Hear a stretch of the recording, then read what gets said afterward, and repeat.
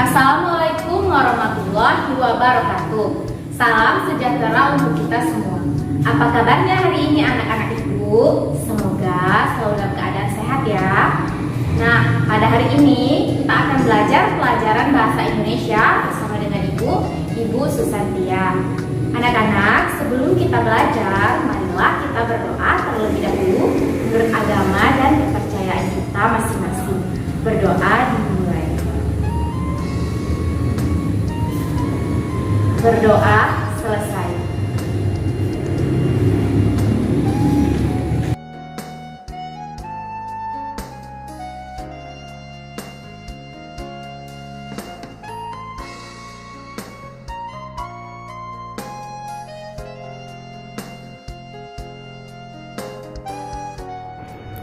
Adapun kompetensi dasar hari ini adalah menelaah struktur dan kebahasaan teks persuasi yang berupa saran, ajakan, dan pertimbangan tentang berbagai permasalahan aktual.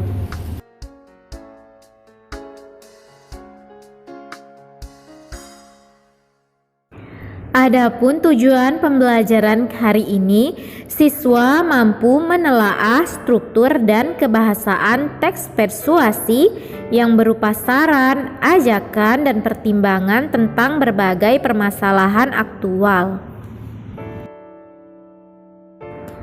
Nah, langsung saja kita masuk ke materinya ya anak-anak. C. Menelaah struktur dan kaidah kebahasaan teks persuasif. Teks persuasif bersifat subjektif karena isinya merupakan murni pandangan pribadi penulisnya tentang suatu topik. Sama seperti jenis teks yang lain, teks persuasif memiliki struktur dan kebahasaan yang membangunnya. 1. Struktur teks persuasif. Adapun struktur yang ada dalam teks persuasif antara lain sebagai berikut. A. Pengenalan isu. Pengenalan isu berisi pengantar atau penyampaian tentang masalah dalam suatu tulisan ataupun lisan. B. Rangkaian argumen. Rangkaian argumen berisi sejumlah opini pengarang atau penulis tentang isu yang dikemukakan pada bagian sebelumnya. C. Pernyataan ajakan. Pernyataan ajakan berisi inti dalam sebuah teks persuasif yang bertujuan untuk mengajak pembaca atau pendengarnya melakukan sesuatu. D. Penegasan kembali. Penegasan ulang berisi ungkapan-ungkapan seperti kata demikianlah, dengan demikian, dan oleh karena itulah. 2. Kaidah kebahasaan dalam teks persuasif. Adapun ciri kebahasaan teks persuasif antara lain sebagai berikut. A. Kata teknis atau peristilahan. Kata teknis atau kata istilah adalah kata atau gabungan kata yang dengan cermat mengungkapkan makna sebuah konsep, proses, keadaan, atau sifat khas dalam suatu bidang. B. Menggunakan konjungsi. Kata hubung adalah kata tugas yang fungsinya menghubungkan antar klausa, antar kalimat, dan antar paragraf. Adapun kata penghubung antar kalimat di awal kalimat setelah tanda titik, tanda tanya, dan tanda seru.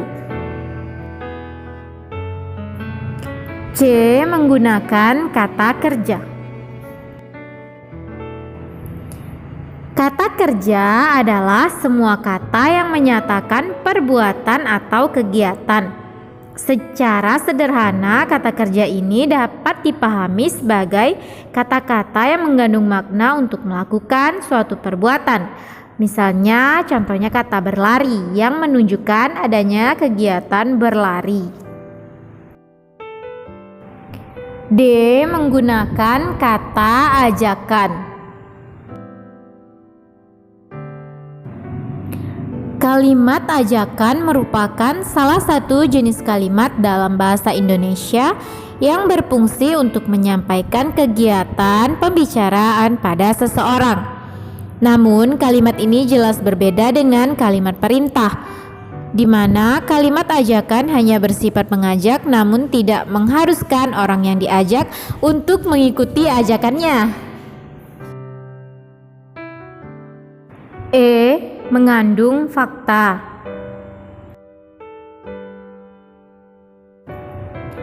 Fakta adalah hal, keadaan, atau peristiwa yang merupakan kenyataan atau sesuatu yang benar-benar terjadi.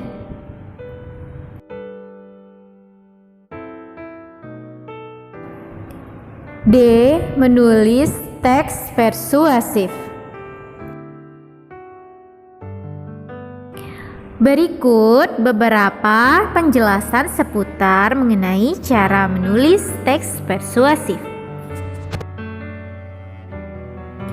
1. Penyiapan bujukan atau kalimat ajakan. Kalimat bujukan dapat disebut sebagai kalimat ajakan. Nah, adapun bujukan atau ajakan ini berfungsi sebagai tema utamanya. Berikut contoh kalimat ajakan. Ayo kita lestarikan hutan kita. 2. Memperhatikan struktur dan kaidah teks persuasif. Kalian tentu sering menonton iklan di TV kan? Apa yang terbesit di benak kalian ketika menyaksikannya? Nah, iklan di TV merupakan contoh dari persuasif karena membujuk konsumen untuk membeli suatu produk. Guna dapat membuat paragraf persuasif yang baik, kalian harus mengikuti langkah-langkah berikut.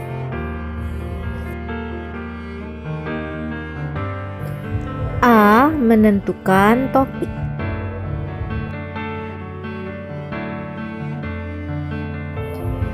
Topik merupakan pokok pembicaraan atau topik permasalahan. Sebelum menulis, sebaiknya kalian menentukan topik terlebih dahulu ya. Hal ini dimaksudkan agar tulisan kalian terarah dan terfokus, serta dapat mempersiapkan bahan atau data yang diperlukan nantinya. B. Menemukan tujuan. Tujuan utama setiap paragraf persuasif itu yaitu meyakinkan pembaca dan pendengar. Oleh karena itu, tujuan haruslah dibuat dengan jelas dan masuk akal untuk bisa dipercayai oleh pembaca dan pendengar. C. Membuat kerangka paragraf.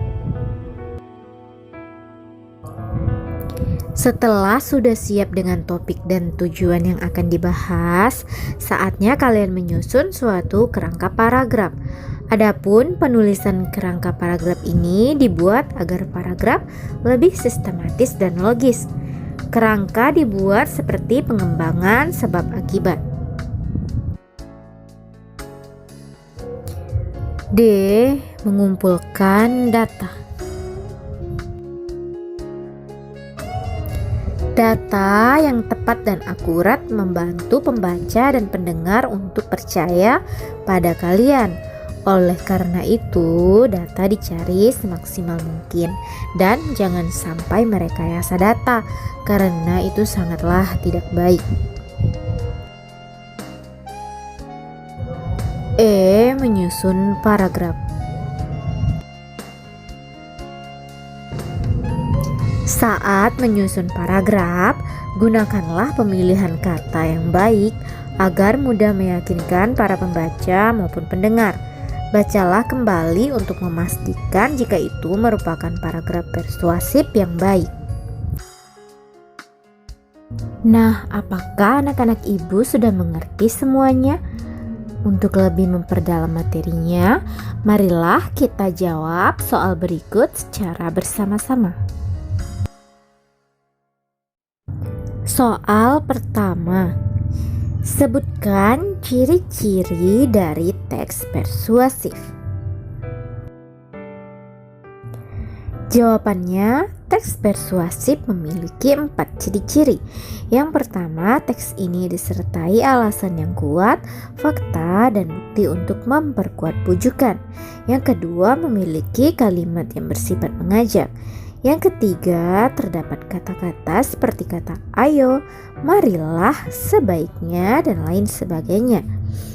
Yang terakhir atau yang keempat, teks persuasif umumnya akan menghindari kemungkinan terjadinya konflik.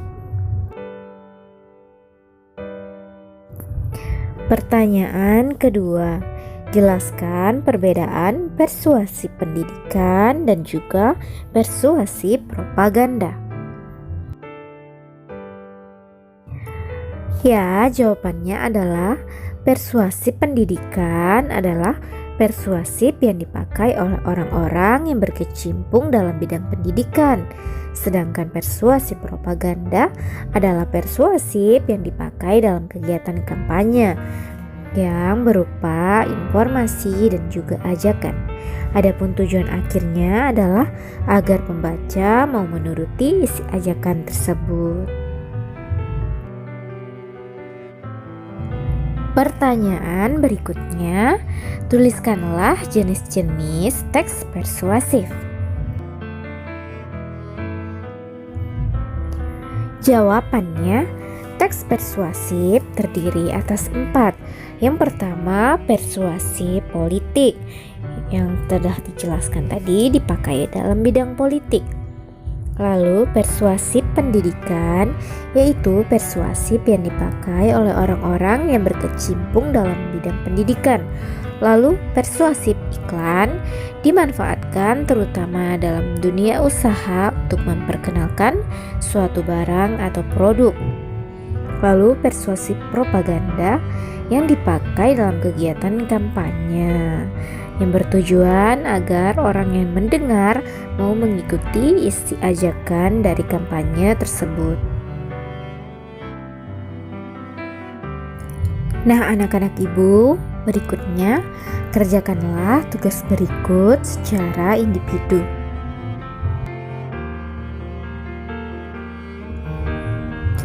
Carilah sebuah teks yang mengandung ajakan persuasif. Seperti tadi ada teksnya yang menggunakan kata ayo, marilah, serta kalimat ajakan lainnya. Dan kalian tentukanlah teks tersebut termasuk dalam persuasif apa. Apakah politik, pendidikan, untuk iklan, atau untuk propaganda. Anak-anak, selamat mengerjakan ya.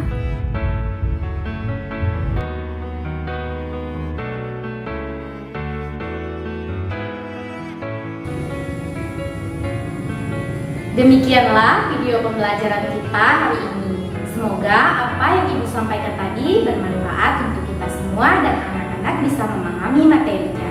Bertemu lagi pada video pembelajaran berikutnya. Anak-anak tetap patuhi protokol kesehatan ya, dengan mencuci tangan, menjaga jarak jika bepergian, dan juga menggunakan masker. Ibu akhiri, Assalamualaikum warahmatullahi wabarakatuh.